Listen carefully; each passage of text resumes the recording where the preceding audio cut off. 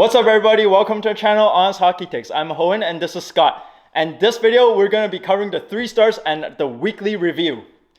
Yeah, so I'm going to start off with our 3 stars here. And for our 3rd star this week, we had Dylan Cozens from the Buffalo Sabres. This guy surprised the crap out of me this week. Surprised me too. It was quite shocking. So in 4 games this week, Dylan put up 9 points. 9 points in 4 games as a guy who has never shown that kind of offensive prowess. I was shocked, but I mean, hey, Sabres fans, this kid might actually be okay after all. He looks pretty decent, especially this week. Good job, Dylan. And our 2nd star this week, we had Leon Draisaitl from the Edmonton Oilers. Now, I know personally this is one of my least favorite players in the league, but I gotta give credit where it's due. This is Honest Hockey Takes. We can't be biased. This guy had 10 points and 5 goals in 4 games this week for the Oilers. Granted, he did get to play alongside our 1st star, but still got to give him credit. He was playing well. He was tapping in his goals from close as usual, you know, making some okay passes. So I got to give Draisaitl some good props passes, there. and he had some good shots. He was okay. Don't even. He was decent. Hey, we're putting him on the list. This is props for me. And our 1st star, of course, is none other than Connor McDavid from the Edmonton Oilers. This guy played 4 games, had 5 goals, 6 assists for 11 points this week. And he managed to put Draisaitl on his back. It's just truly impressive. And he helped the Oilers start winning some games, which I think for Oilers fans is much needed because as of American Thanksgiving, we all saw they weren't in the playoffs. So they definitely needed this big week from Connor. Good job, Connor. Hey, bro, he didn't carry it completely on his back, okay? Draisaitl played really well. He participated. Good job, guys. And now I'm going to introduce the biggest losers of the week. And undoubtedly, the biggest loser of the week was definitely none other than Anaheim Ducks. This team is hot garbage. Biggest loser of the whole season, too. They're a terrible hockey team. They ended with the week 0-2-2. Honestly, I don't even care for this team. I don't even like this team. The only thing I actually care about, ever watch this team for, is to watch Trevor Zegras because I like this player, and Troy Terry because Troy Terry, I thought last season was a fluke, but no, he's actually really good. He's actually astoundingly good. So I'm happy for him, and but the rest of the team suck. I don't like the rest of the team. Yeah, it feels like this team's been almost on the list all but like 1 week for this season, and it feels repetitive to keep saying it. But I mean, this team didn't win a game, so they're going to be here. They are the true biggest loser of this week. And I will say that some players did stand out and look okay on offense. And I think the biggest thing for this team is their special teams is really garbage right now. And they just don't have the depth to win games. They don't have the defense to win games. As Hohen said, I tune in to watch Trevor Zegras, and for me, that's the one big ticket item. And other than that, I just can't get behind this team at all this year. I swear to God, this team is tanking for Bedard on purpose. I swear to God. Sometimes it feels like it. I mean, when you allow 5+ goals a game, like almost every game, it seems like you're trying to lose. And now it comes to a real question now about John Gibson. Like this guy sucks. I don't know whether to feel bad for him or if he's just not great anymore. I think he just sucks. I think he's fallen quite a bit from his prime. He's got 3 years to prove himself, and he sucked in all 3 of these years. But the defense is also terrible too. So I'd say both are terrible, which allows that many goals a game. Like, I mean, it speaks for itself, really. Next up on our biggest losers list, we once again, sadly, I have to say, had the New York Rangers, who went 1-2-1 this week. This is a team that should be a lot better. I don't know if you guys have seen our recent video. We did a whole video on the Rangers because we just couldn't believe their slow start to the year. But if you want, you can go check that out. But otherwise, this team once again really struggled this week with 3 losses. Really sucks because I thought this is the week this team starts to turn it around. But they're not getting the contributions from the secondary scoring. It just can't be done. And on top of that, Shesterkin did not have a good week. I got to call it what it is. Still a great goalie, still a top 3 goalie in the league overall. But this year, he has definitely taken a step back as well. Yeah, but at the same time, I feel like this week, he's allowed to have weeks off, unfortunately, because he's such a good goaltender. The thing is, it really shows you. Yeah, I agree. I mean, no goalie can be perfect all the time, except for maybe Shesterkin last year. Yeah. But when he's off, the whole team is just screwed. They just will not have a chance to win the game. Yeah, the one thing I was extremely disappointed with the New York Rangers, especially, and Scott would agree with me on this, is the quality of opponents that they lost to. Oh my gosh, they lost to Chicago 5-2. Chicago, like, how do you lose to that team? Like, it's with your start. Oh, that one actually, I think they probably had Halak, but like, I mean, still. Yeah, they shouldn't lose to the Chicago Blackhawks, and on top of that, they lost to. I know they beat the Ottawa Senators once, but come on, you can't lose to them like either. Like, it's just unacceptable. Like the Ottawa is a bottom of the league standing. Like it's in the bottom of the league. They're not that good of a team. Vincent Trocheck didn't have a good week. Panarin needed to have a better week. So like again, the secondary scoring is not there. Yeah, really, honestly, this week the only two players that stood out to be mildly okay would have probably been Lindgren, Fox, and maybe even Zibanejad. So those three guys were the only three players that I thought played well for the Rangers this week. That one defensive pairing, and then Zibanejad really tries his butt off every game. I'll give the guy credit. He doesn't quit. A lot of these players, you could argue they kind of quit this week on the team. But Zibanejad didn't quit. He was fighting till the bitter end, so I got to give the guy props. And the final biggest losers of the week will be the St. Louis Blues. Remember when we did a video and on this team and they were on a 7-game win streak? This team's so bipolar. Yeah, It's just insane. Okay. But what I stated in that video was that I think I was a little iffy with their winning streak during the time because there were being some bad teams. And then next thing you know, they went on the Florida road trip. They got clucked by Buffalo. They got clucked by Tampa. They barely beat the Florida Panthers. And ever since the victory against Florida Panthers, they lost every single game since. I know, but you know what that means to me? I mean, they're on the biggest loser list this week. You know, next week they're going to be 3-0 on the biggest winners list. So, I mean, this team is the streakiest team in hockey. The game against Pittsburgh Penguins was hilarious. When Binnington got pulled, he was just chirping their bench. I need a quick second. So, Jordan Binnington, I've had this guy in my Dynasty League for so many years, but I have to say it. This guy's psychotic. Like, there's no other way to put it. I was trying to be nice for years. This guy is actually psychotic. He has something loose up here because he snaps at anything. This guy does dirty plays. He snaps at people. He just is crazy. I don't know what's wrong with him, but it's actually like kind of almost disgusting what he was doing to Pittsburgh that game. Yeah, can you imagine though, the other players, they know that he has this issue. They just love to score on this guy. Dude, the coach came out and Berube, and he said straight up, this is enough. I've had enough of his antics. Just stop the puck. That was his interview. Even he's had enough of it. It's not just us. Like, we're not just the only ones annoyed and other fans. Like, the coach is like, I'm sick of your crap. And last year, they had Ville Husso in there. And Ville Husso out-battled him for most of the season. Like, it just shows. Like, and the sad thing is, though, this is the crazy thing. So right now, Jordan Binnington, major reason why they're getting these losses with a 3.4 goals against. Guess what? He's not even the worst on his own team. Thomas Greiss has been even worse in that by 0.5 goals against per game. So this team, their biggest issue, they cannot stop a beach ball. Yep, I mean, you said it best right there. They can't stop a beach ball. It's insane. Between their defense being horrible, which we mentioned, we mentioned in our previous video about St. Louis, we thought their defense was a big weakness. Their offense is the one positive, I will say. Guys like Kyrou and Buchnevich have looked really good, and they've battled back after a slow start to the year. But this defense is unacceptable, and the goaltending is horrid.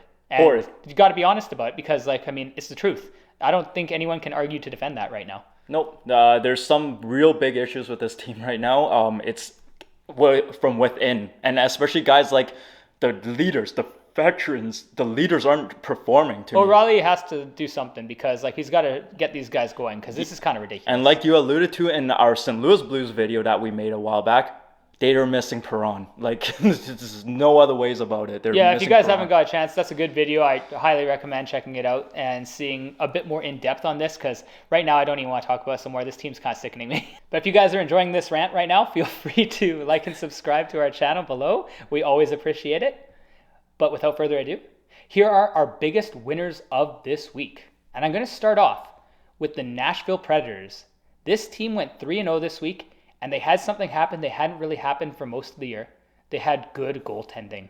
And you might think right away that UC Saros was the only reason for this, but no. Kevin Lankinen, the backup goalie, Chicago's old young star, played one of the best games I've seen this entire season from any goalie. Against the New York Islanders, Nashville won 4-1, and he stopped 48 out of 49 pucks. Like, that was wild. Like, this guy... He looked unbeatable that day. They had no business winning that game. They got 2 empty net goals. It was a 2-1 game at one point, and they would not have won that game without Lankinen. So that is a huge plus for this team who has kind of always, like, since Rene retired, they really haven't had the backup goalie to Saros. Yeah, another victory that really impressed me is they beat the New Jersey Devils. Like, that's a good team. And how they did it, they came back in a fashion where they scored with 10 seconds left. Like, that was wild. And they ruined my boy Alexander Holtz's goal. I was so excited. This guy finally came back for the Devils and scored. And you know what? They had to just take away his game-winning goal, tie it up, and win in overtime. They're like, we can't have Scott happy. Yeah, why couldn't they have me happy one time? I was like, come on, guys.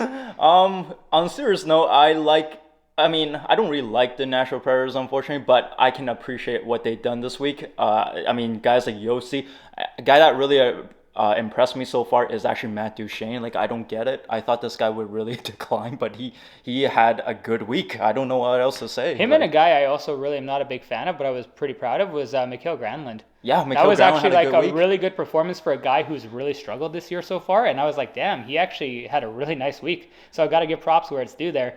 And this is, I think I'd go as far as to say, this is Nashville's best week of the year. It is, but again, I don't know if this will hold just because of that Islanders game. Like, Oh no, Lankinen stood on his the head. way they were winning is a little unsustainable Yeah. with the amount of shots they were allowing. But I will say it's a start. It's a something. Yeah, so. And then it goes to my favorite team as the biggest winner, and it will be the Minnesota Wild. Cakewalk. They went 3-0. Cakewalk. I know they didn't play that well. Beat the Ducks. I mean, we beat the Ducks. I mean, that's pretty impressive, right? Yeah. Yeah, win. very impressive. You barely did too. We beat the Dallas Stars. That's a real win. That's a real win, but we kind of blew the third period. But we're not going to talk about that here. We're going to talk about how good Kirill Kaprizov looks. Yeah, he was really nice. He looks really good. Joel Eriksson-Ek. Yes, he looks great now. He looks He's fantastic. really bringing it back. I don't like Sam Steele on that line. They need to take his butt off. I hate Garbage. him. Put in Rossi. Where's he? In the minors, bro. I They need sent him him. down. He's actually been good when they sent him down. Too. Yeah, and then Killian Addison actually decided he wants to play hockey again, and he has 3 points this week. I'm like, okay, that's something. I am still not a big fan of Marc-Andre Fleury. He has clearly passed his prime. I wish that Cam Talbot was still on this team because he's clearly the better goalie. But, yeah, you know what? It is what it is. He's just aged. He's a Hall of Famer. Great goalie, great career, but he's aged and he is clearly not the same.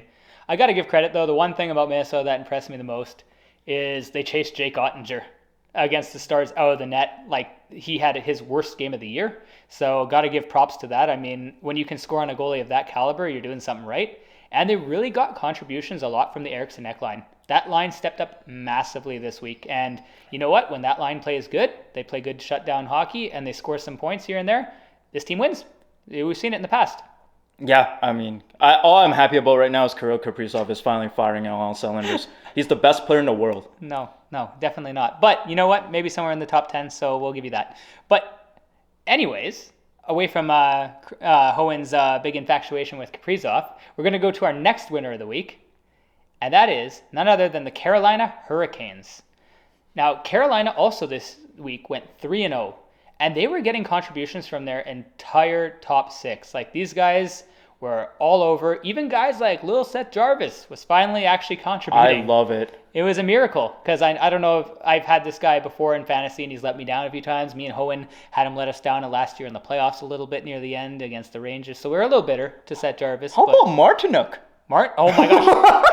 Martinook got a hat trick this week. Jordan Martinook got a hat trick. That is wild. That is truly wild. I remember that too. That was like the most shocking thing I think I saw when I was checking the scores to that game. I was like, no way Martinook got a hat trick. Right. This guy's barely on an NHL roster sometimes, and this guy's got a hat trick? Yeah. Jeez. One thing I want to say about the Carolina Hurricanes is they're extremely lucky that Netchis is playing the way that he's playing because Teravainen seems like he wants to take the year off because he hasn't looked good at all. I just want to take a quick second. I think about a month ago we made a video on Martin Necas, and we had him somewhere on like a sell list.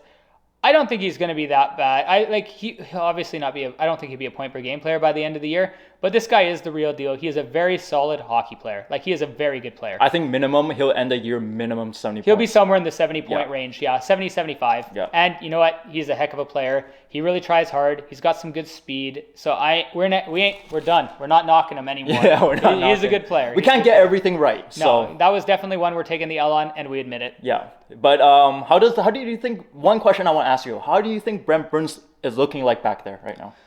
To me, it's really just like a swap for D'Angelo offensively. Like, I think it's the same thing offensively. I think Burns brings a lot more team-wise, like defensively and leadership-wise to that team. D'Angelo, we all know, has kind of had issues like being a good person and getting along with his teammates. I mean, he almost got decked out by Georgiev in New York. So, I mean, he clearly has done something wrong to get someone to want to take swings at him. But Brett Burns adds that leadership role. He's got all the experience in the world. He plays decent in his own zone, although we all know he's a little older now, so he doesn't have the speed he used to have back in his prime. But this guy contributes a lot to their power play, and even sometimes on regular strength. So, I mean, it's overall probably a good swap for them. Yeah. Alrighty, and now finally we're going to do our weekly rookie watch. We're going to go over 3 rookies that really stood out this week and impacted their teams. And I'm going to start with the most important one. And I got to say, straight up, number 1 was Jack Quinn this week. Jack Quinn played 4 games, had 3 goals, 2 assists, and 5 points this week. And he has really shown that he can round out their top 9 and even their top 6 when he gets the opportunity to. This guy was all over the ice. He was driven. He was like a scoring machine, which is what they expected him to be after his season last year in the AHL, where he absolutely tore it up and won AHL Rookie of the Year. This guy's the real deal. I think he's going to be a long time top 6 NHL player with a good shot to make 30, 35 goals here and there, be probably a 65, 70 point player. And this is what Buffalo needs. Their top 6 now is forming really well and looking pretty solid. Now if they could only get some defense and some goaltending, this team might have a future. And secondly, I have Cole Perfetti, one of my absolute favorite rookies in the world, from the Winnipeg Jets. This guy in 3 games this week, 3 games, had 5 points, 5 assists. What a fit he's been with Mark Scheifele and Blake Wheeler on that second line. He is a big reason this year, underrated reason, why the Jets are such a good team and they're currently in a good playoff spot right now in the Central. He just adds so much to the team because of his high hockey IQ, very bright player, knows how to make the right reads almost all the time, and he's got a decent shot. Sadly didn't score this week, but he's making good plays, being responsible with the puck, and I got to give the guy credit. And our third rookie I want to talk about, because we talk about him what seems like every week, this is the Calder winner. I don't think it's arguable at this point, and that is Matty Beniers from the Seattle Kraken.